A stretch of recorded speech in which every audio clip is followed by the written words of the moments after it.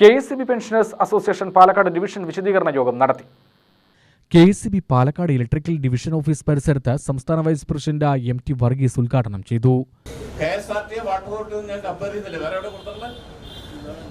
അപ്പോൾ ഒരിടത്തും കൊടുക്കാത്ത സംഗതി സർക്കാർ ജീവനക്കാർക്ക് വലിയ നമ്പറാണല്ലോ. അധ്യാപകർക്ക് അവർക്കൊന്നും കൊടുക്കാത്ത കാര്യം. വൈദ്യുതി ബോർഡ് പോലെ തന്നെ വലിയ അവശ്യ സർവീസ് ആവട്ടോ, ആശുപത്രിയും പോലീസും നമ്മൾ മാത്രം അവശ്യ സർവീസ്, ബാക്കിയൊരു ആവശ്യമല്ലാത്ത സർവീസ് വിചാരിക്കണ്ട. അവിടെയൊക്കെ ആർക്കും കൊടുത്തിട്ടില്ല.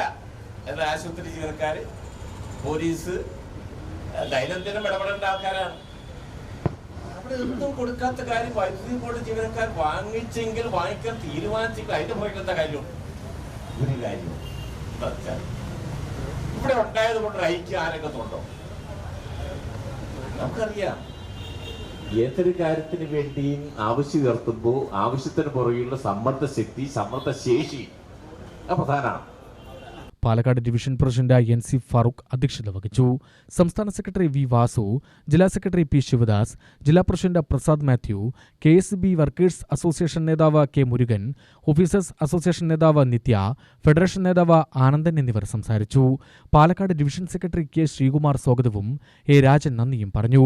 മന്ത്രിയുമായി ജീവനക്കാരും പെൻഷൻകാരുമായി 2025 ബോർഡ് മാനേജ്മെന്റ് നടത്തിയ ചർച്ചയുടെ ഭാഗമായി ഉറപ്പുകൾ ഉടനടി നടപ്പിലാക്കുക, കുടിശ്ശികയായിട്ടുള്ള ക്ഷാമാശ്വാസം ഉടനടി അനുവദിക്കുക, 2022 മുതലുള്ള ക്ഷാമാശ്വാസത്തിന്റെ കുടിശ്ശിക ഒറ്റഗഡുവായി അനുവദിക്കുക, കേന്ദ്ര ഗവൺമെന്റിന്റെ വൈദ്യുതി മേഖല സ്വകാര്യവൽക്കരണ നയങ്ങൾ തിരുത്തുക തുടങ്ങിയ ആവശ്യങ്ങൾ യോഗം ഉന്നയിച്ചു.